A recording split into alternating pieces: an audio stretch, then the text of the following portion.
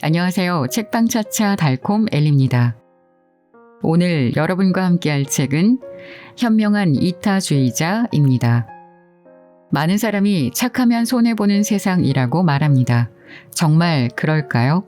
자기 이익을 따지고 조금도 손해보지 않으려는 사람, 친절하고 따뜻한 배려가 넘치는 사람. 여러분은 어떤 사람이 되고 싶으신가요? 둘 중에서 어떤 유형의 사람과 가까이 지내고 싶으신가요? 눈앞의 이익이 중요한 사람은 멀리 보지 못합니다. 그렇다고 마냥 타인을 위한 삶을 살라는 건 아닙니다. 그렇게 살면 나 자신도 상대방도 힘들 수밖에 없겠죠. 그래서 이 책은 극단적 이타주의자가 아닌 조건부 이타주의자를 이야기하며 다정한 사람들은 많이 주면서도 절대 잃지 않는다고 주장합니다. 장기적으로 보면 타인의 행복을 위해 노력하는 이타주의자가 이기주의자에 비해 훨씬 앞서가는 삶을 산다고 이야기합니다. 삭막하기 그지없는 지금의 세상을 공생하면서 가치 있고 행복하게 살아가야 하지 않을까요? 오늘의 책 현명한 이타주의자를 통해 그 비법을 배워보시기 바랍니다.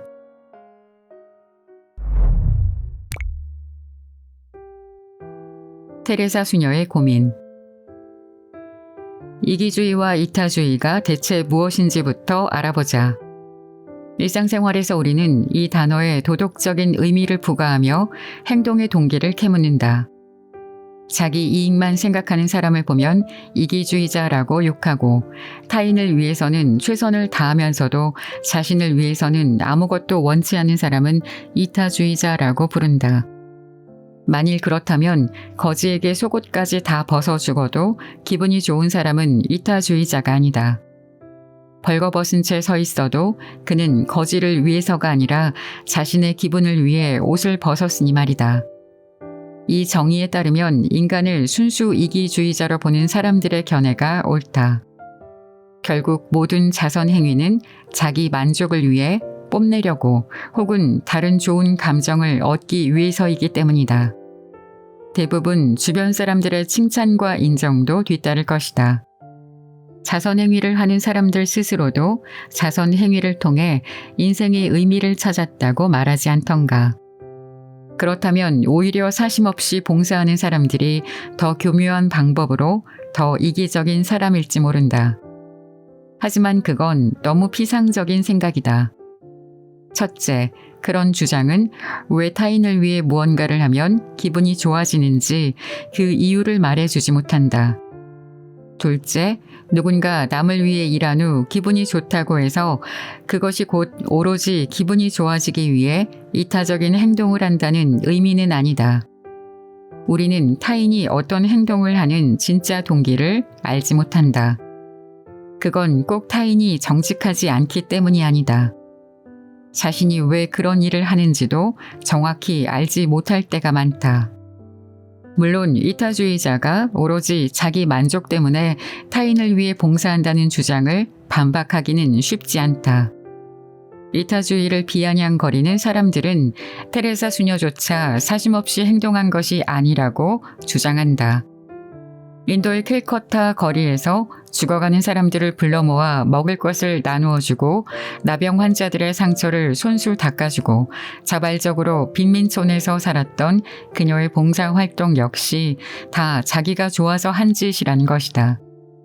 다행히 우리는 테레사 수녀의 심리 상태에 대해 아주 많은 것을 알고 있다. 그녀는 수십 년 동안 자기 속내를 숨김없이 털어놓았고 더구나 최근에 그녀의 일기장과 편지들까지 공개되었기 때문이다. 이 자료들을 보면 노벨 평화상을 수상한 그녀가 얼마나 고통스러워하며 자신과 자신의 삶을 캐물었는지 알 수 있다. 오랜 세월 그녀는 신에게 버림받았다고 느꼈고 신이 존재하는지 의심했다. 자신의 감정에 대해서는 더더욱 불신했다. 나의 속은 얼음처럼 차갑다. 따라서 일기장이나 편지조차도 테레사 수녀의 마음을 움직인 것이 정확히 무엇이었는지 알려주지 못한다. 분명 그녀 자신도 알지 못했을 것이다. 하지만 칭찬이나 좋은 기분을 바랄 수 없었던 경우들도 있다. 과연 웨슬리 오트리가 영웅으로 칭송받기 위해 간질 환자를 위해 몸을 던졌을까? 사건의 속도만 보아도 불가능하다. 철로로 뛰어들기로 결심한 채 1초도 안 되는 짧은 시간 동안 그에게 이 행동이 성공하면 어떤 기분이 들지 머릿속으로 그려볼 여유가 있었을 리 만무하다.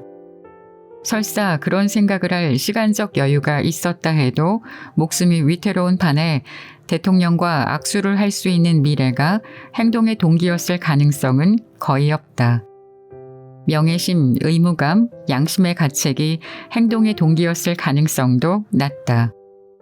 그런 복잡한 고민을 하기엔 너무 짧은 시간이었다. 따라서 오트리는 우리가 흔히 일상에서 사용하는 용어의 뜻을 적용해도 완벽한 이타적 행동을 한 사람이다. 그렇다면 심사숙고한 후에 위험을 감수한 사람들, 예를 들어 박해받는 유대인을 구하기로 결심한 사람들은 덜 위대한가? 오히려 더 위대한 건 아닐까? 인생을 게임이라고 생각한다면 소설, 희곡, 시, 법전, 심리학 논문에 이르기까지 인간이 함께 살면서 겪는 문제를 다룬 책들을 각 한 권씩만 쌓아도 아마 그 탑은 우주 공간까지 치솟아 오를 것이다. 어쩌면 제일 꼭대기의 책은 달에 닿을지도 모른다. 그만큼 협동과 사랑에 대한 우리의 희망과 배신에 대한 우리의 두려움이 크다는 소리다. 또 그럴수록 더더욱 존 폰 노이만의 업적은 위대하다. 믿기 힘들겠지만 이 헝가리 수학자는 인간은 물론이고 동물들까지 모든 갈등의 기본 동기를 정리할 수 있는 하나의 공식을 발견했다. 온 세계 문학의 소재를 관통하는 공통 분모를 구한 셈이다.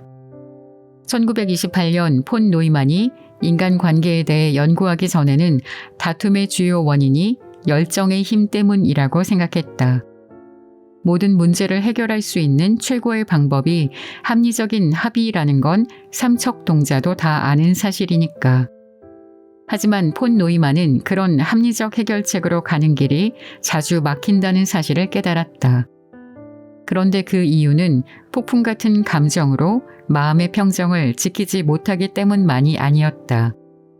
분노와 탐욕, 공격욕, 질투심이 합의를 어렵게 만들지 몰라도 사실 이런 감정들은 문제의 진짜 원인을 보지 못하게 우리의 시선을 왜곡한다. 성적 유혹이나 부부싸움 같이 겉보기엔 감정적인 것 같은 사건들에도 전략적 계산이 숨어 있다는 것이 폰 노이만의 주장이었다. 당시로서는 선구적인 깨달음이었다. 그것을 기반으로 하여 폰 노이만의 제자들이 완벽한 이기주의자들까지 공생으로 이끄는 길을 발견했으니 말이다. 1903년에 태어난 존 폰 노이만은 그의 세대가 낳은 가장 명석한 두뇌였다. 스스로도 자신을 가장 명석한 인간이라고 생각했다.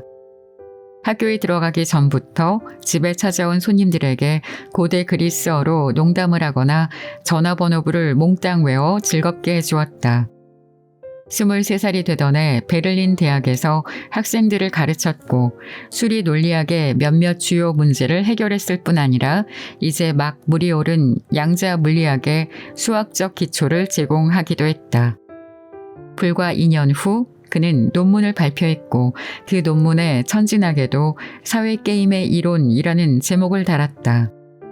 실제로 폰 노이만은 인생을 게임으로 해석했다. 그 게임에서 버티고 싶으면 최고의 수를 찾아내야 한다. 장기나 포커처럼 상대의 생각을 한 수 앞서갈 필요가 있다. 결정을 내릴 때 상대의 가능한 다음 수를 계산하는 사람만이 최적의 선택을 할 수 있기 때문이다. 게임 이론에서 말하는 최적이란 자신을 위한 최고를 끌어내는 것을 말한다. 앞에서 예로 든 사냥 게임에선 모든 사냥꾼들이 다른 사람의 배신을 계산에 넣어야 하므로 자신이 가장 먼저 토끼를 쏘는 것만이 해결책이다. 이성은 협력에 반대하고 함께 사슴고기를 먹을 것이라는 생각은 환상이다. 우리의 이브와 아담은 둘이 같이 장을 보면 문제를 가장 잘 해결할 수 있는데도 냉장고를 가득 채울 희망을 품을 수 없다. 어쨌든 두 사람이 논리학적으로 행동하는 동안에는 그렇다. 장을 볼 의사가 있다고 밝히는 순간 상대가 약속을 지키지 않을 것이라는 사실을 계산에 넣어야 한다. 인간이 이기적이고 배신을 잘한다는 한탄은 자기 장이 전기 와류장에서만 증가할 수 있다고 한탄하는 것과 똑같이 한심한 짓이다. 둘 다 자연의 법칙이다. 폰 노이만은 이렇게 말하곤 했다. 게임 이론은 인간의 공생이 일으킬 수 있는 모든 문제에 적용 가능하기에 주목을 받았다. 게임 이론을 이용하면 출퇴근 시간의 교통 정체도 아담과 이브의 결혼 생활에서 발생하는 마찰과 마찬가지로 정확하게 분석할 수 있다. 출퇴근하는 직장인이 자가용을 몰지 않고 모조리 한 대의 버스를 이용한다면 훨씬 더 빨리 집에 도착할 것이다. 하지만 나쁜 해결책을 피할 방도는 없다. 개인이 모조리 대중교통을 이용한다면 버스도 막힌 도로 위에 서 있을 것이므로 오히려 출퇴근 시간이 더 길어질 것이다. 또 모두가 버스로 갈아탄다 해도 텅 빈 도로를 보고 다시 자가용을 끌고 나오려는 사람들이 생길 것이다. 공이 접시의 제일 움푹한 지점으로 굴러가듯 인간의 공생 역시 어쩔 수 없이 균형의 상태로 움직인다. 물론 그 균형의 상태가 공포의 균형으로 밝혀지는 경우가 너무나 잦지만 말이다. 이것이 게임 이론의 논리다. 사회학자는 게임 이론을 이용하여 공동체가 어떻게 유지되고 와해되는지, 왜 공익은 그렇게 홀대받기 쉬운지를 설명한다. 경제학자들은 게임 이론을 통해 왜 직원들은 더 많은 월급을 받지 못하며 회사들은 더 높은 가격을 받을 수 없는지를 밝힌다. 생물학자는 자연의 투쟁과 공생을 조사한다. 이렇게 게임 이론은 생명체의 관계를 다루는 모든 학문을 두루 이해하는 데 제격이다. 존 폰 노이만은 정치에도 끔찍한 족적을 남겼다. 1930년 미국으로 이민 간 그는 로스엘러모스의 사막에서 원자폭탄 제조에 주도적으로 참여했고 패배한 것이나 다름없는 일본에 그 원자폭탄을 투하하기로 계획했다. 지금도 미국 의회 도서관에 가면 그가 손수 원자폭탄 투하 목표 지점을 쓴 쪽지가 보관되어 있다. 교토, 히로시마, 요코하마, 고쿠라. 짙은 안개 덕분에 고쿠라는 구사일생으로 목숨을 건졌다. 대신 나가사키에 두 번째 원자폭탄이 떨어졌다.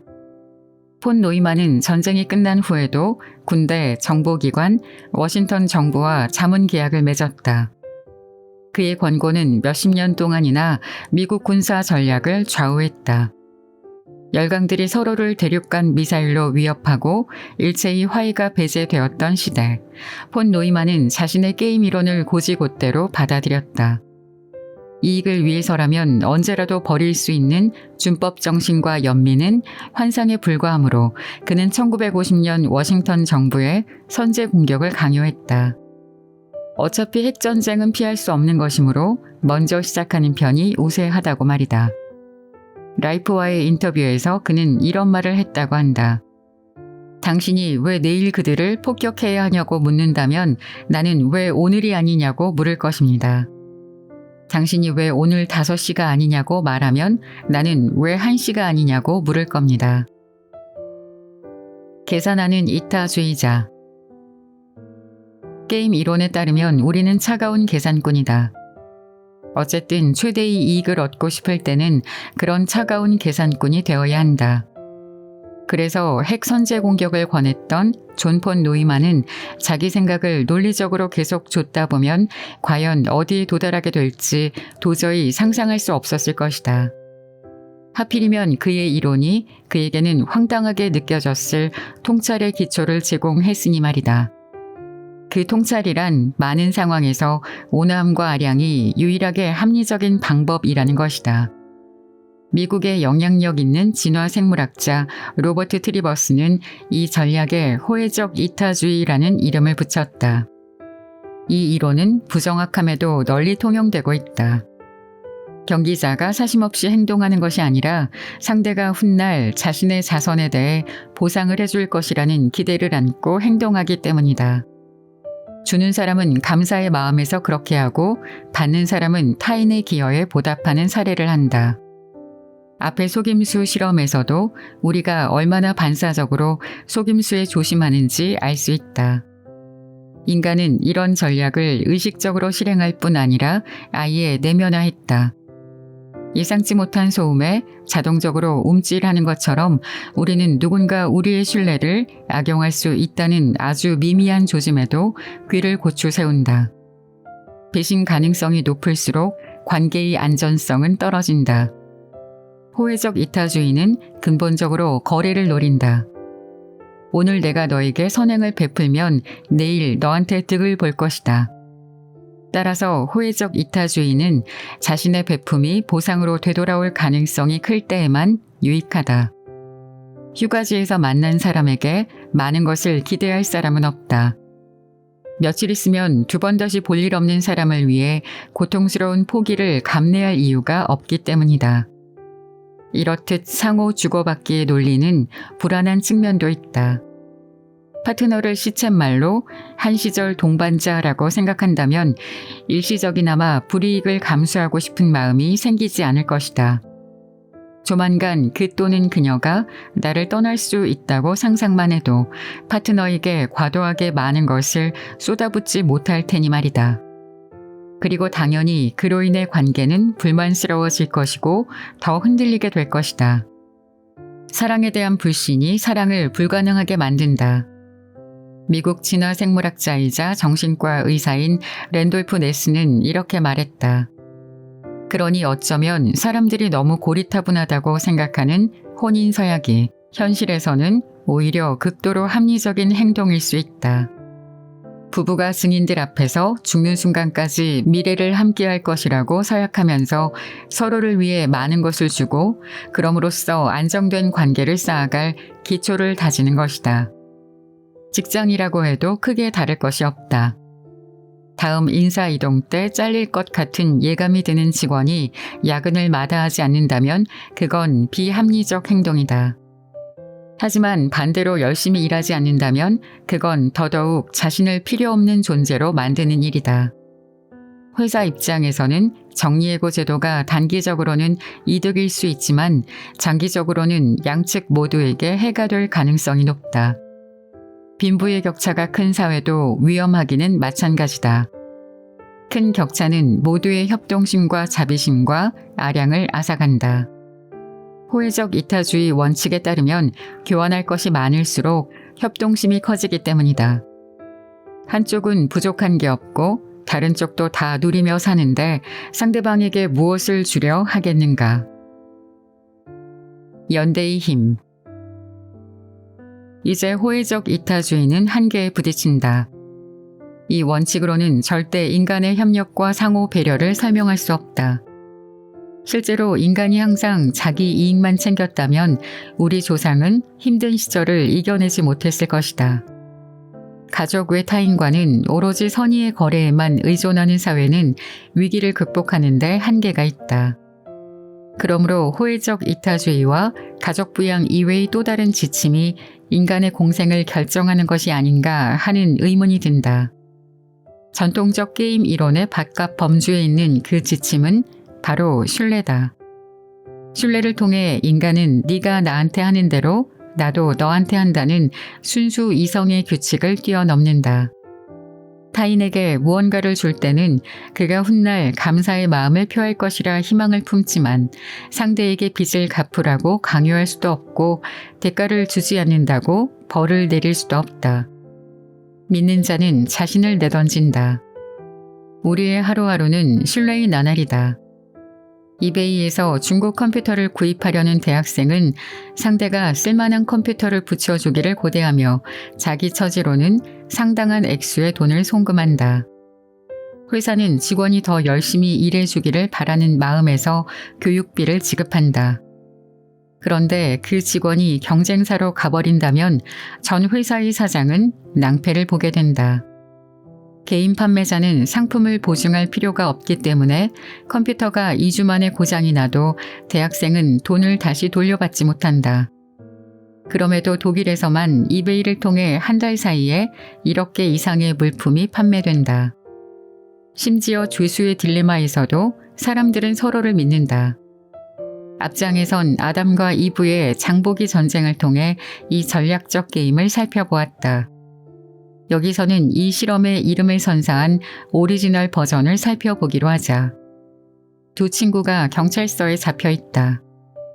은행을 털었는데 경찰은 그들의 강도 행각은 입증하지 못하고 무기 소지만 입증할 수 있는 상황이다. 신문중 경찰이 각자에게 제안을 한다. 상대를 배신하면 공범 증인으로 석방되지만 대신 상대는 15년형을 받게 된다. 두 사람 다 서로를 배신할 경우 둘 다 10년형만 살고 남은 기간은 공동 범행을 인정한 대가로 사면된다. 둘 다 침묵할 경우 불법 무기 소지를 제외한 증거가 불충분하므로 각기 1년씩을 살게 된다. 여러분이라면 어떤 선택을 하겠는가? 당신이 두 번째로 신문을 받는다고 상상해보자. 경찰이 당신에게 상대가 어떤 선택을 했는지 말해준다. 상대가 당신을 배신을 했다면 당신도 그렇게 할 것이고 어쨌든 5년은 사면 받는다. 상대가 착하게도 침묵을 지켰다면 당신은 형을 완전히 면제받을 수 있다. 그냥 사실대로 털어놓기만 하면 된다. 반대로 당신이 첫 번째로 신문 받는다고 상상해보자. 상대는 당연히 의리를 지키지 않을 것이고 앞으로 두 사람이 다시 만나게 될 가능성은 전혀 없다. 따라서 감옥에서 최소한의 시간을 보내고 싶다면 단 한 가지 합리적 결정밖에 없다. 사실대로 말을 하는 것이다. 피실험자에게 지금 당신이 구속되어 있다고 상상하고 최대한 적은 시간을 감옥에서 보내려면 어떻게 해야 할지 고민하라고 하면 그들은 그에 맞는 결정을 내린다. 즉 80% 이상이 배신을 선택한다. 다들 게임의 논리를 너무나 잘 이해한다. 하지만 감옥에 살지 않아도 되는 기간을 횟수로 환산하여 1년에 10유로를 지급한다면 어떤 결정을 내릴까? 이젠 정말로 모든 참가자들이 파트너를 배신할까? 결과는 정반대다. 의리파의 비율이 치솟는다. 정확히 말해 처음으로 신문을 받은 피실험자의 58%가 연대하기로 침묵하기로 결정한다. 두 번째로 신문을 당한 피실험자는 다시금 첫 번째 피실험자가 어떤 결정을 내렸는지를 알고 있다. 상대가 의리를 지켰을 경우 두 번째 피실험인의 62%가 자발적으로 돈을 포기함으로써 그 의리에 보답했다. 상대를 배신하면 150유로를 받을 수 있을 텐데도 말이다. 그렇게 게임 이론의 이성 규칙으로는 절대 설명할 수 없는 새로운 균형이 잡힌다. 실험 참가자들에게 비논리적 행동의 이유를 물었더니 그냥 그게 더 마음에 들었다고 대답했다. 상대를 속이는 것보다는 상대와 협력하는 편이 비록 신뢰가 위험 부담을 안고 있고 돈도 들지만 더 만족스러웠다고 말이다. 개인적인 호의는 전혀 영향을 미치지 못했다. 참가자들은 서로 모르는 사람들이었고 컴퓨터로 대화만 나누었을 뿐 한 번도 만난 적이 없었다. 그러니 연대를 유익하게 보이도록 만든 무언가가 분명 있었을 것이다. 이익이 추상적인 점수였을 경우 참가자들은 순수 이성에 따라 결정했다. 그러나 확실한 보상이 예상될 경우엔 감정이 우세했다. 기회주의자의 유혹. 정의의 본질을 두고는 의견이 분분하지만 이 모든 입장을 관통하는 하나의 공통 분모가 있다. 다른 사람이 대가를 지불한 것을 명백한 이유도 없이 받는 것은 부당하다는 생각이다. 그 때문에 우리는 무임승차한 사람을 비난의 시선으로 바라본다. 같은 이유로 우리는 회사 경영은 엉터리로 하면서 엄청난 연봉을 받는 경영자에게 분노한다. 당연히 그 돈은 고객과 회사 직원들 혹은 납세자의 주머니에서 나온 것이기 때문이다. 한마디로 우리는 타인에게 기만당하는 것을 부당하다고 생각한다. 집단의 협력이 어려운 것도 정확히 그런 이유이다. 이런 사실을 가장 잘 확인할 수 있는 실험이 바로 무임승차 게임이다. 각자 익명으로 공동의 통에 돈을 집어넣으면 그 돈이 불어나서 모든 참가자가 똑같이 나누어 갖는 게임이다. 6명이 게임에 참가한다고 가정하자. 이들이 원하는 액수를 통에 집어넣는다. 게임이 1회 끝날 때마다 실험 리더는 모인 돈을 3배로 불려서 각 참가자에게 똑같이 나누어 준다. 예를 들어 모두가 10유로씩 투자했다고 하면 나중에 각자 30유로씩 돌려받는 것이다. 그러니까 돈을 집어넣는 건 괜찮은 장사다. 하지만 당연히 한 푼도 안 넣고 돈을 돌려받는 쪽이 더 수익이 좋다. 경기자들이 통에 집어넣는 액수는 전철차비나 직원들의 업무에 해당한다. 되돌아오는 돈은 그를 통해 만들어진 잉여 가치에 해당한다. 승객들은 이동을 하고 회사는 돈을 벌어 직원들에게 급료를 지불한다. 하지만 내가 차비를 안 내도 전철은 운행을 하고 직원이 일을 게을리해도 매달 꼬박꼬박 직원의 계좌에 월급을 이체하기 때문에 통에 넣는 돈을 줄이고 싶은 유혹이 일어난다. 무임승차 게임에서도 비슷하다. 6명이 게임을 하는데 5명만 10유로를 내면 통에 든 돈은 50유로가 된다. 이 돈을 3배로 불려서 똑같이 6명에게 나누어 주면 각자에게 25유로가 돌아간다. 따라서 모두가 이익을 보지만 가장 이익을 많이 본 쪽은 무임승차한 경기자다. 지금 그의 계좌엔 35유로가 들어 있을 테니 말이다. 무임승차 게임의 역설은 모두가 돈을 내면 모두가 더 많이 벌지만 개인의 입장에서 보면 돈을 내지 않고 돌아오는 목만 챙기는 쪽이 더 유리하다. 물론 집단에게는 손해다. 실생활에서 무임승차하는 사람이 늘어나면 버스 회사가 수거하는 차비가 줄어들 것이다. 어쩔 수 없이 비싼 돈을 주고 차표 검사원을 고용해야 할 것이고 그로 인해 다시 차비가 인상될 것이다. 다행스럽게도 제 입속만 챙기자는 유혹에 넘어간 비율은 3분의 1이 채 안 되었다. 하지만 대다수 참가자의 절반 이상은 기회주의자였다. 즉 공익을 위해 노력하고 싶지만 어떤 대가를 치르더라도 공익을 우선하는 건 아니다. 그래서 처음에는 후하게 돈을 집어넣고 다른 사람들도 동참하면 계속 후한 태도를 버리지 않는다. 하지만 다른 참가자들이 기대보다 적은 돈을 투자하는 순간 순식간에 자린고비로 돌변한다. 바로 이것이 우리의 정의 기준이다. 타인과 공동체를 위해 봉사할 마음은 넘쳐나지만 절대 이용당하고 싶지는 않은 것이다. 나머지 5분의 1은 극단적인 이타주의자다. 이들은 온 사방이 사기꾼들 천지여도 집단을 위해 희생한다. 하지만 대부분의 사람들은 타인의 행동을 단순히 반사한다. 남이 자기 몫을 다하면 자기도 그렇게 한다. 하지만 남들이 이기적인 모습을 보이면 자기도 제 입속을 먼저 챙긴다. 우리는 호모 에코노미쿠스가 아니라 호모 레시프로칸스다. 반응의 희망을 먹고 사는 인간들이다.